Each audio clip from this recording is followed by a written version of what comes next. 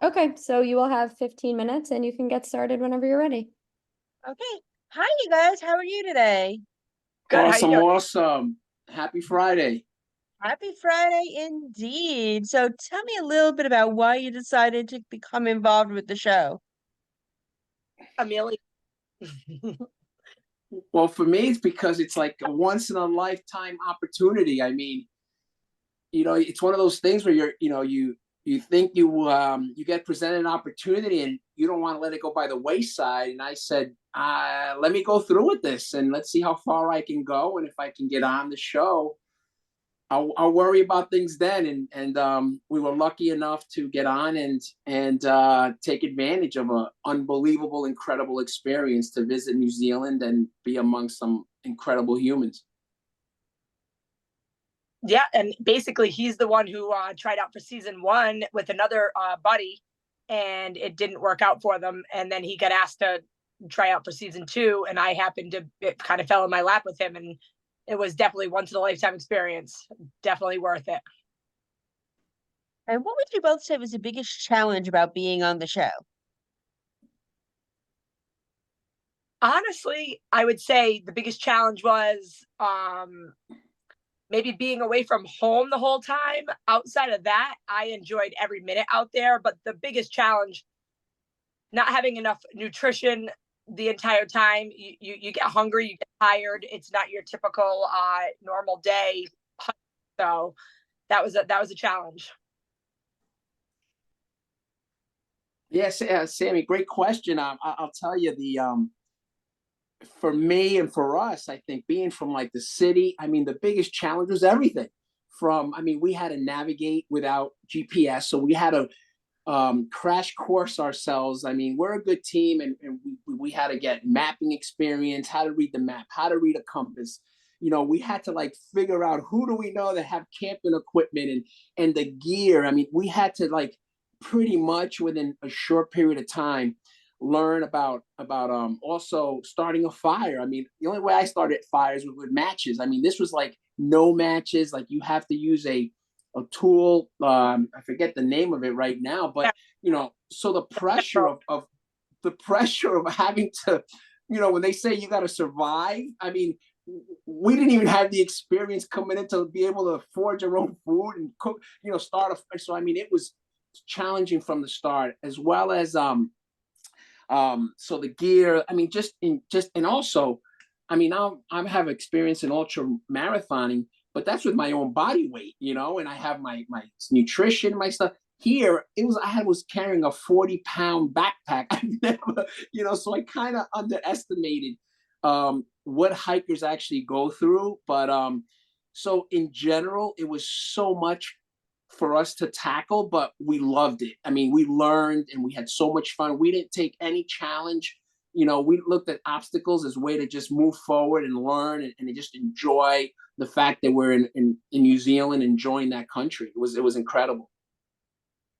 Yeah, I would say going from us being from a city and all of a sudden getting stripped of everything, we're used to the hustle bustle every day, people every day, cell phones attached to you, cars everywhere. So all of a sudden we were in pure quiet beauty, nothingness. So that was even a challenge, just taking ourselves out of the big go, go, go, go, go to slowing down and working on one step at a time and just getting through every day and every challenge they threw at us. Nice. And you mentioned the nutrition part of it, Heather. How did you deal with that? Because especially when you're doing such strenuous activity, I'm a trainer too, so I got to imagine that had to be hard making sure you ate enough so you don't pass out or something. Yeah, no, there was many of times that you would feel like you were going to pass out, or there was many of times that you felt famished, or sometimes I was getting so nauseous that I wouldn't even want to eat, and it was hard to get things in. But we didn't have a lot of food. You had to try to either go forage your food, or you had to go find on a map some sort of little snacks, and that was hard. So we were very limited. So yeah, we're burning probably well over 3,000 calories a day. Much more than that in the entire day. And we were not putting those amount of calories back into our body. So you would feel that whether it came out in fatigue, tired, nauseous, cranky, or even just like I would feel like just sick some days. And then sometimes you would just power through it and you just shut it off and you kept moving. What about you, Amelia? How did you deal with that? Well, the interesting thing in from season Ate one all to the from season one to season two was that season one they started them out with a certain amount of nutrition and food with them. Where this season they set it up differently.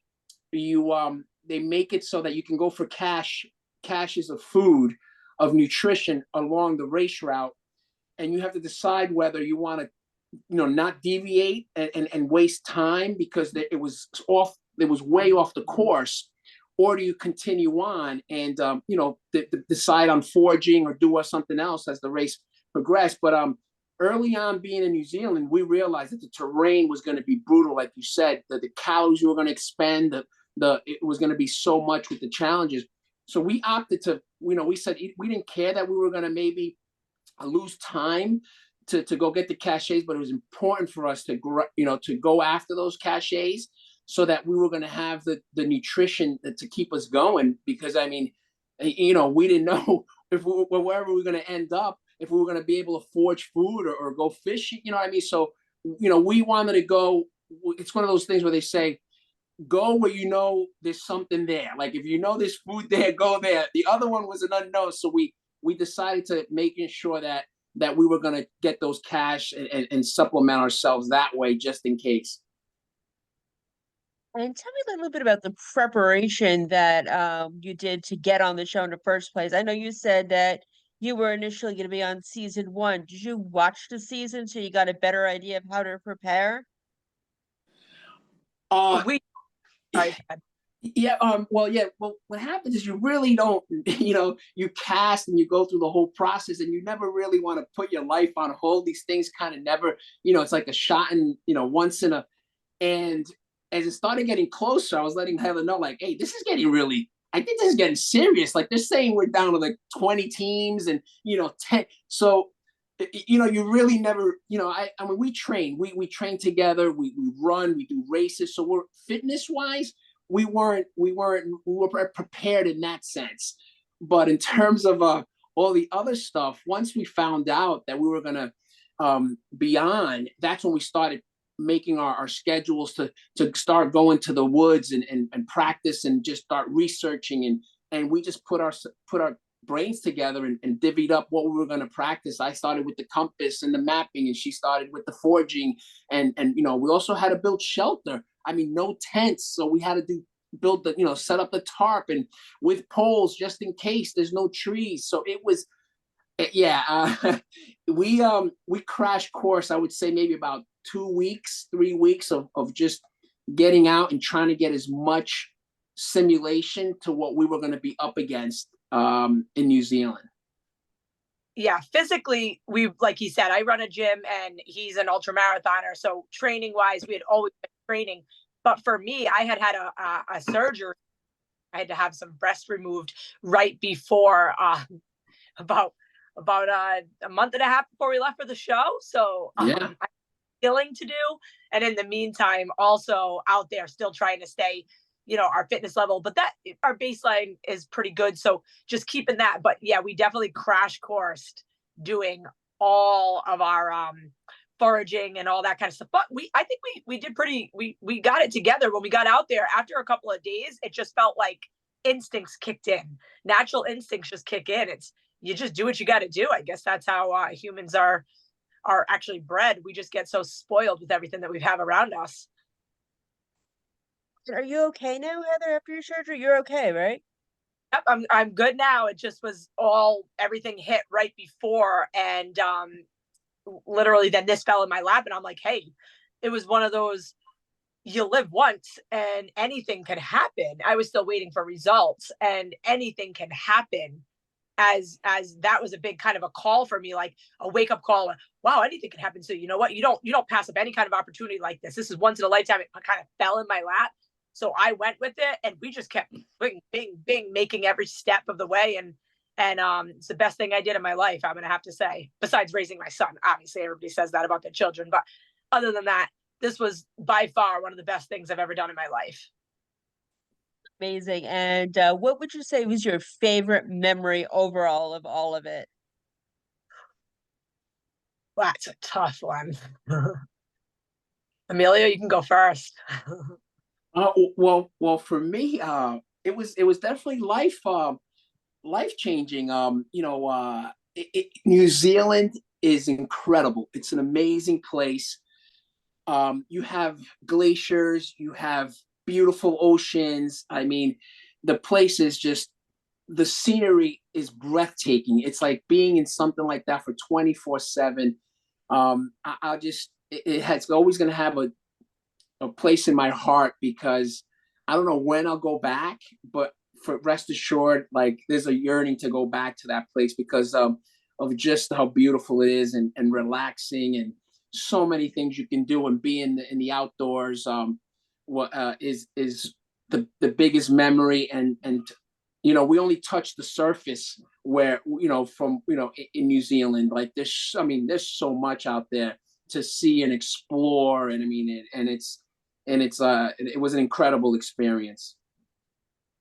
And for me, I would say actually one of my best, I can't say memory, but one of my best experiences was putting the phone down and really being in the moment and enjoying everything, and the bond that even Emilio and I had formed, because at that point, he's your family. Me and him are not family. We're just workout buddies, and we're tight, we're close, but we formed this bond out there. Like, I knew I needed him and he needed me.